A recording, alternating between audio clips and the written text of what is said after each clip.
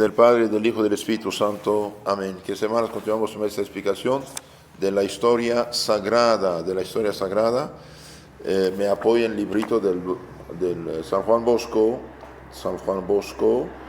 que hizo un resumen de toda la Biblia con el título Historia Sagrada. Y estamos trabajando en la segunda parte de este libro, que es el Nuevo Testamento. El Nuevo Testamento. Hemos dicho en la charla anterior que las profecías sí se cumplieron en nuestro Señor Jesucristo. Eso es importante. ¿Por qué Dios, noten bien esto, por qué Dios siglos antes, anunció la vida de Cristo, y para que cuando viniera la gente supiera que Él es, porque si no cualquiera puede decir yo soy el Cristo. O Dios sabe, hace poco alguien me dijo que había habido 72 falsos mesías entre los hebreos desde que Cristo vino hasta la fecha, y ninguno es verdad, son falsos, ¿no? Entonces el Dios en su sabiduría anunció la vida de Cristo, y Cristo sí cumplió, sí realizó estas profecías. Por ejemplo, el origen temporal, el tiempo y lugar de nacimiento del Mesías fueron anunciados, su estado y carácter personal, que obraría grandes milagros y seriosamente contrariado por los de su nación, fue crucificado, que los judíos le darían muerte, exigiendo esta muerte de Pilatos para difamarlo con la crucifixión, que resucitaría, que los hebreos serían desechados por Dios por haber dado muerte al Mesías, y que los gentiles, es decir, las naciones no hebraicas, las naciones paganas, serían llamadas a la verdadera fe en lugar de los hebreos que rechazan a Cristo, lo que formó la cristiandad. Ahora Dios tiene un pueblo, pero no de una raza, sino un pueblo universal, un pueblo católico, un pueblo a nivel mundial. Hemos dicho que se cumplieron estas profecías. Por ejemplo, en lugar de nacimiento, Isaías capítulo 7 anunció que el Mesías debería nacer una virgen, y nació de la Virgen María. Zacarías había dicho que sería pobre, pero se distinguiría entre los demás hombres, sobre todo por su dulzura. Zacarías capítulo 9. De hecho, Cristo dice: soy dulce y humilde de corazón, háganme caso, imítenme. Entonces, si estas profecías se realizaron. Por ejemplo, los que han leído el Evangelio saben que Jesús nació de la Virgen María por obra del Espíritu Santo, que nació en pesebre, vivió del trabajo de sus manos, y que todas las virtudes, especialmente la bondad y la dulzura, consiguieron su carácter. Hablando de los milagros del Mesías, Isaías dice claramente que el Mesías obraría prodigios jamás vistos, y que a pesar de eso, sus compatriotas, que más que nadie le hubieran debido creer, le harían padecer graves trabajos. Isaías 6, 8, 35, y especialmente, noten esto, el capítulo 53. El capítulo 53 de Isaías realmente habla de todo lo que iba a padecer Cristo nuestro Señor. Por esta razón llamaron a Isaías el quinto evangelista. El quinto evangelista, ¿por qué? Porque realmente Cristo realizó todo lo que estaba profetizado, igual que el Salmo 21. Han taladrado mis manos y pies, han echado suerte sobre mi túnica. Esto tuvo lugar. Rezó por los malhechores, rezó por sus enemigos. Padre, perdónales, no saben lo que hacen. Entonces es bueno saber estas cosas, porque cada uno puede decir: yo soy el Mesías. Bien, qué bueno. ¿Y qué pruebas tienes? Hace falta probar que lo que fue anunciado, sí, Cristo lo realizó, Cristo sí lo hizo. Bien. Estas profecías, dijimos, sí cumplieron, milagros, trabajos de Mesías tuvieron sí lugar. En el curso de esta historia veremos que Jesucristo pasó los 3 últimos años de su vida atendiendo a las obras de predicación y obrando muchísimos milagros que los fariseos, los sacerdotes, los ancianos del pueblo judío siempre le contradijeron y lo persiguieron cruelmente. ¿Y por qué lo persiguieron? Por envidia, porque ellos pensaban tener un Mesías imperador, un Mesías conquistador, que iba a conquistar todos los pueblos paganos y ponerlos bajo su mando y tomar sus riquezas. Y no es esto. El capítulo 53, el siervo de Dios doloroso de Isaías dice el contrario, igual que el Salmo 21, ¿no? Lo hicieron, también dice San Pedro, en los Hechos de los Apóstoles, dice San Pedro que cumplieron las profecías sin saberlo. Y es verdad, una vez actúa, cumple el plan de Dios sin saberlo. Y finalmente, los judíos perseguirían al Mesías y le darían muerte. Dice Isaías que el Mesías se entregaría espontáneamente en las manos de los perseguidores y que en medio de los oprobios y tormentos callaría cual inocente cordero. Lo que dije en el capítulo 53 de Isaías. Conozcan, es importante. Es muy importante saber este capítulo 53 de Isaías. Como dice, se entregó a sus enemigos como el cordero que no dice nada cuando lo trasquilan, cuando le quitan su lana. Y lo lleva al matadero. Y que sus llagas y su muerte salvarían al mundo. Es decir, por sus llagas fuimos sanados. Él cargó nuestras maldades. Y que sus padecimientos y muerte los harían padre de una muchedumbre de justos. ¿En qué sentido? En el sentido que al bautizarlos, Cristo les comunica la gracia, la santidad, la caridad del Espíritu Santo, los hace hijos de Dios. El profeta David predijo que se levantaría contra el Mesías una espantosa persecución. Salmo 21. Que le agujerarían las manos, los pies, me han taladrado las manos y pies. Que sus huesos crujirían por la violencia de los tormentos y que le harían padecer. Que sería escarnecido, burlado en medio de los padecimientos. Cuando está en la cruz, ¿qué dicen los enemigos? Salvó a otros que salva a sí mismo. Si es el Cristo, el Hijo de Dios, que baja de la cruz, vamos a creer en Él. Y bien, no va a bajar de la cruz, pero sí va a salir de la tumba. Es más todavía que más fuerte, ¿no? Porque si hubiera bajado de la cruz, dijeron de todo modo, está haciendo hechicería, como lo habían acusado injustamente. Esta gente realmente, cuando uno se hace ciego, se hace injusto totalmente y piensa dar gloria al Señor, ¿no? Se han burlado de Él en medio de sus padecimientos, que se dividieran sus vestidos y echarían suerte sobre ellos. ¿Cómo podía saber esto el rey David 1000 años antes? ¿Cómo podía saberlo? Dios, que ve todo de un golpe, Dios está presente en lo que va a pasar en 1000 años después. Usted sabe, para Dios el tiempo no existe, nuestro tiempo.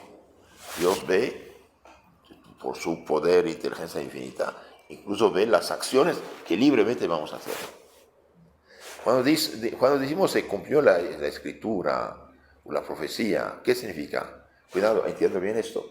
Que Dios, que sabe todo y ve todo, Dios veía que esta gente libremente iba a rechazar a Cristo, libremente exigir su muerte, libremente impulsar a Pilato a crucificarlo. Entonces anuncia lo que iban a hacer libremente. Entonces no es una fatalidad, tiene que ser así. Es importante saber esto porque Dios dio libertad al hombre y respeta su libertad. Entonces han taladrado mis manos y pies, han echado suerte sobre mi túnica, Salmo 21. Anoten, eso es muy importante, son profecías realizadas. De hecho, los judíos, por ejemplo, actuales, sinceros, hombres buscadores de Dios, que analizan la Biblia, que analizan las profecías sin prejuicios, algo pasó. El capítulo 53 de Isaías y Salmo 21, bien, esto se realiza realmente y únicamente y exclusivamente en la vida de Jesús de Nazaret, el Cristo, el Señor, y ningún otro.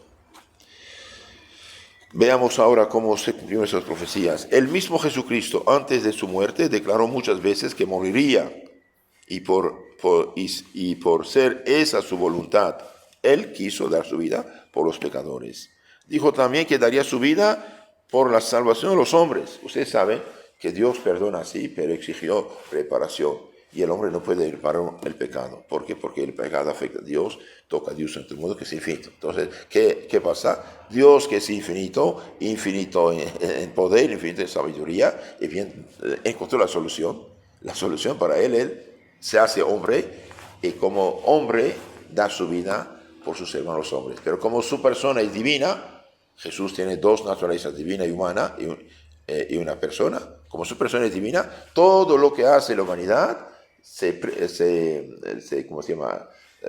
Es como de la persona. Por lo tanto, tiene valor infinito. Por eso puede salvar a todos los hombres y dar su vida por los hombres. Ahora, esa salvación que Cristo ganó para todos los hombres, cuidado, la confió únicamente y exclusivamente a la iglesia que Él fundó. ¿Y cómo la iglesia comunica esa salvación a cada ser humano? Mediante, primero, la predicación para que entienda qué pasó, y después, mediante los sacramentos que le dan la salvación, la gracia, la caridad y el Espíritu Santo. Es algo maravilloso. Entonces, Él daría su vida por la salvación de los hombres.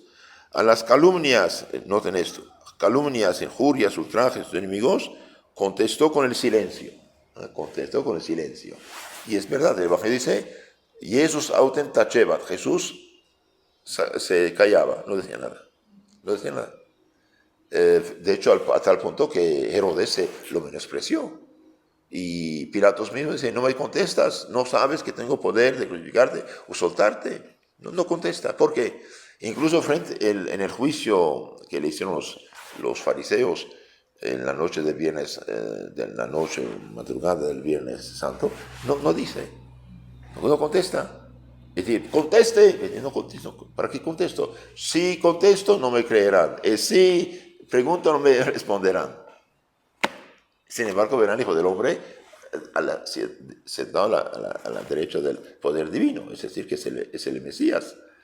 Y en lugar de, mire cómo son imprudentes estos rabiosos, cuando uno está impulsado por la pasión, por las pasiones, el enojo, el orgullo, la envidia, la maldad, ya no piensa, se hace ciego. En lugar de analizar todo esto, cuando, por ejemplo, Caifás le preguntó si eres el Cristo, el Hijo de Dios bendito, sí lo soy, porque ahí lo conjuro, le ordenó como sumo sacerdote que dijera la verdad. Digo, sí, solo soy yo.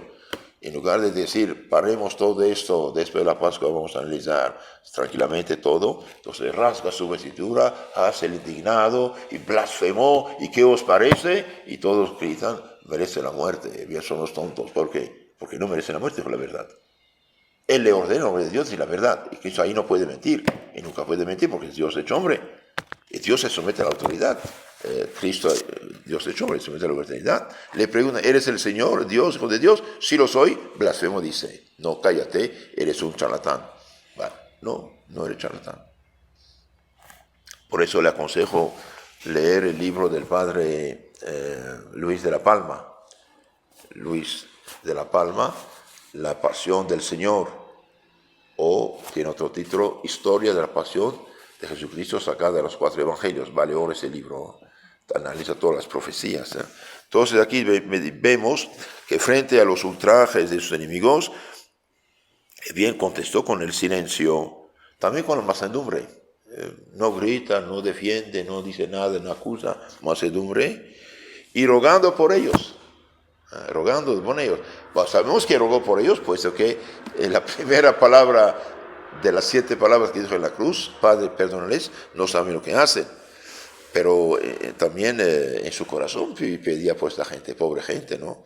Yo quedé asombrado cuando en la película de Mel Gibson, La Pasión de Cristo, ve la serenidad de Cristo cuando todo el alborotado libra, Barabás, libre, Cristo mira de una mirada muy serena, muy tranquila. Dice, pobrecito, usted no sabe lo que hace. Sí, eso, Señor, a pesar de todo, todo está bajo su mando, todo está bajo su control. Entonces, ruega por ellos, manso. Jesucristo muriendo fundó su iglesia, fue jefe de todos los justos que fueron y son todavía sus principales miembros. Entonces, Cristo muriendo fundó la iglesia. ¿De dónde la iglesia saca a sus hijos? Del bautismo, ¿sí? Del bautismo. Ahí el Viernes Santo traspasaron su costado, salió agua y sangre de su costado, y los santos dicen, este agua y sangre simboliza el bautismo y la Eucaristía. Entonces, Cristo fundó la iglesia, y todos los justos que fueron y son todavía sus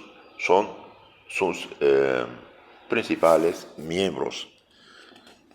Los príncipes de los sacerdotes se colegaron contra Jesús para darle muerte. ¿Y por qué? Por envidia, dijimos.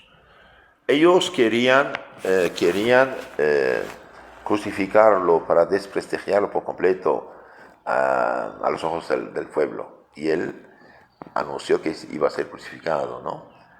Lo colgaron en la cruz, agujereando sus manos y pies con agudos clavos, y permanecieron al pie de la cruz para insultarlo mientras padecía los más crueles tormentos.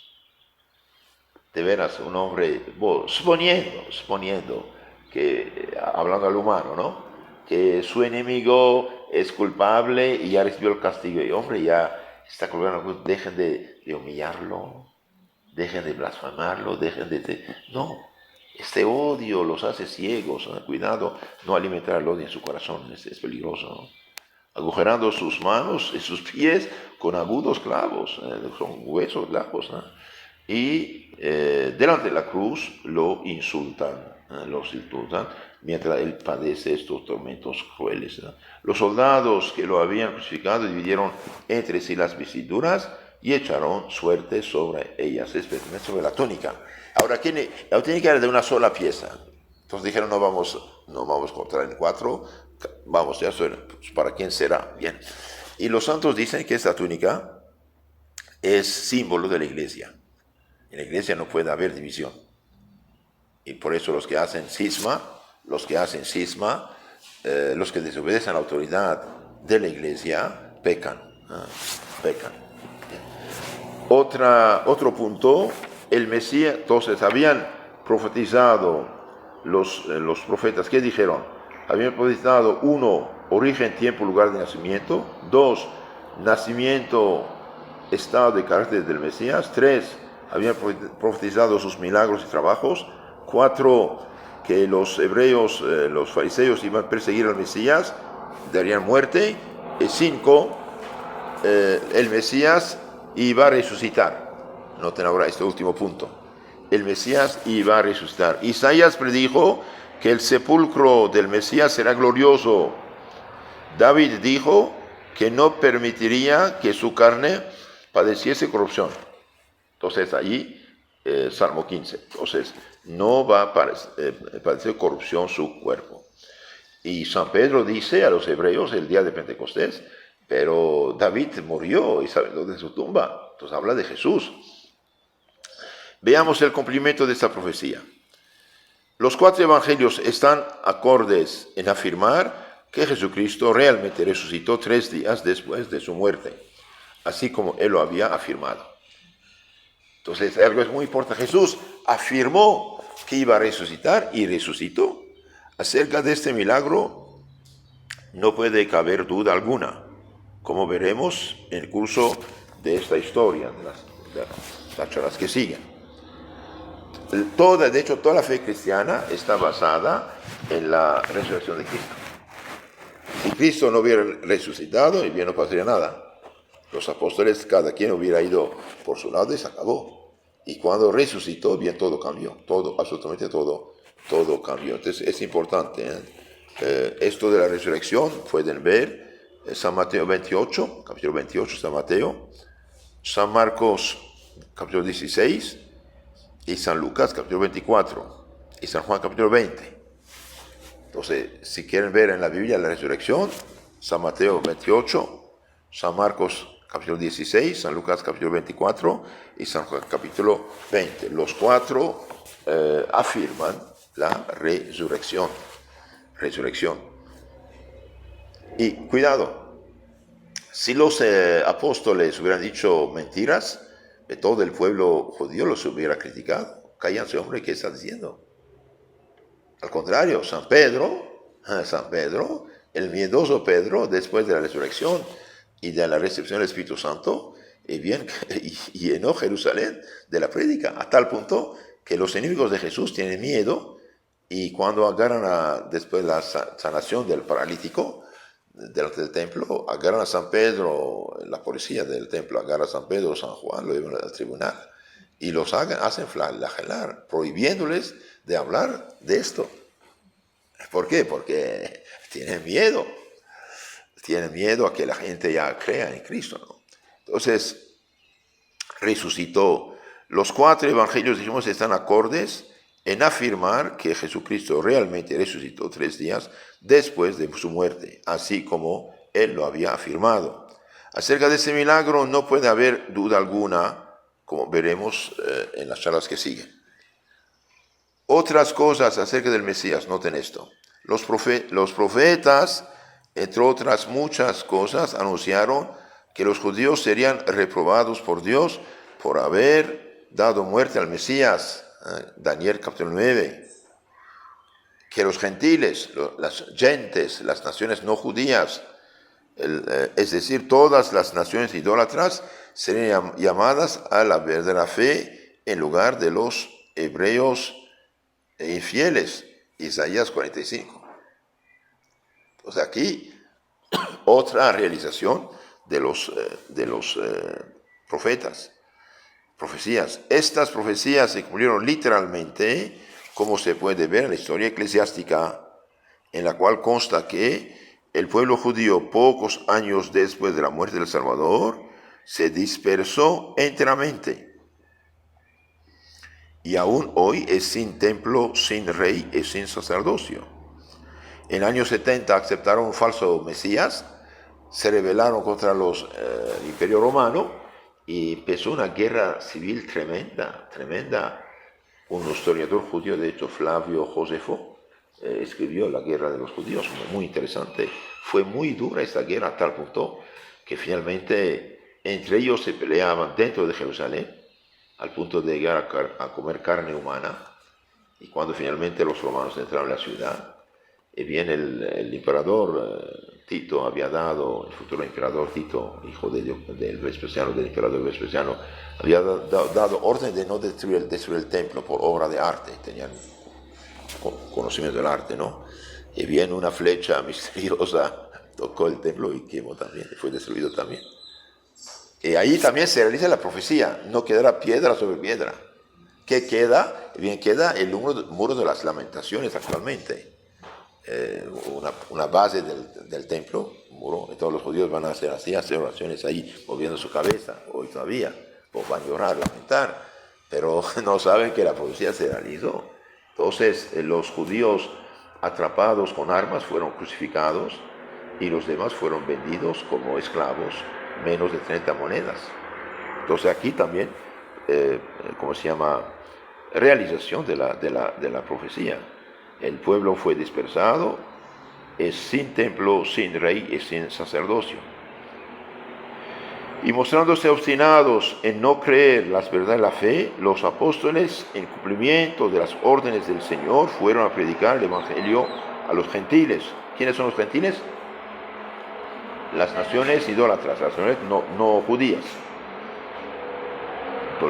Predicaron a los gentiles, los cuales entraron en tanto número a la iglesia de Jesucristo, que aún en vida de los apóstoles la luz del evangelio esparcía sus beneficios sobre el mundo entero. Fueron donde quiera los apóstoles predicar, enseñar, bautizar y dejar sacerdotes y obispos y diáconos. Ahora, consecuencia de todo esto, noten esto por favor. De lo dicho se debe deducir varias cosas. Uno, que Dios realmente prometió el Mesías al Salvador del mundo. el ungido, el Mesías. Mesías en hebreo, Cristo traducido en griego. Y nosotros tenemos las dos palabras, Mesías y Cristo es lo mismo, ¿sí?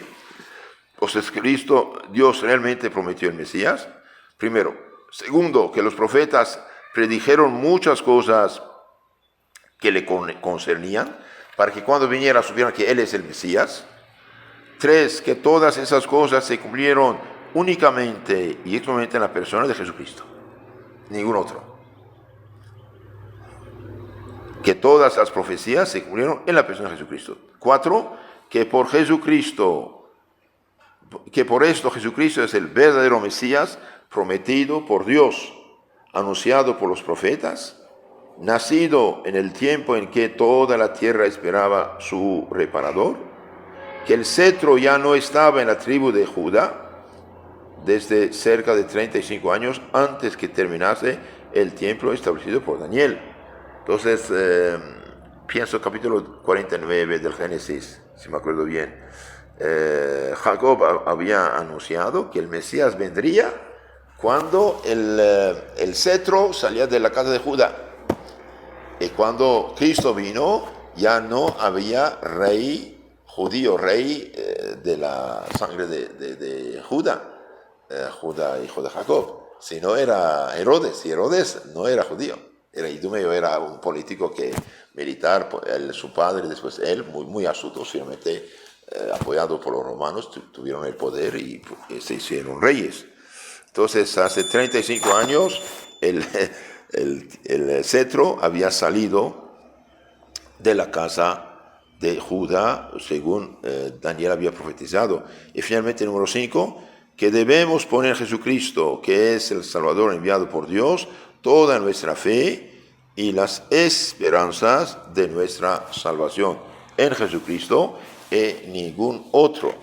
Y también recemos por los judíos para que Dios en su misericordia abre sus corazones y que finalmente tomen posesión de su herencia. Como dice San Pablo, ellos son la oliva natural, nosotros somos los salvajes, fuimos injertados. Y sí, finalmente. Pero un judío que lee realmente la Biblia a fondo, sin a priori, sin las calumnias del Talmud, sin los prejuicios de educación, etc., ve que realmente lo anunciado por los profetas, y especialmente Salmo 21 y capítulo 53 de Isaías, se realizó en la persona de Jesús de Nazaret. Y de hecho, en el transcurso de la historia, muchos judíos se hicieron cristianos. San Vicente Ferrer convirtió, un montón de judíos. Y uno de esos rabinos después se hacían sacerdotes y obispos católicos. Claro, San Pablo, ¿qué era? Era un rabino, el perseguidor tremendo, pero finalmente la oración de San Esteban le mereció la conversión, digamos, la gracia de la conversión, y él que con fanatismo total iba a perseguir los cristianos de Damasco, Cristo lo derrumbó de su caballo de orgullo y lo hizo el grande apóstol. En la charla siguiente vamos a analizar como pequeño resumen de los 4 evangelios, y después, si Dios quiere, vamos analizar el evangelio con más detalles. En nombre del Padre, del Hijo y del Espíritu Santo. Amén. Los hermanos que si quieren conocer más mejor su fe católica, suscríbanse en nuestros canales en Telegram y YouTube, Catecismo Católico Tradicional, donde tenemos ahí toda la fe de la Iglesia explicada. Aprovechen y reenvíen estas charlas a sus contactos para ayudarlos también. Que Dios los cuide, la Virgen los ampare. Amén.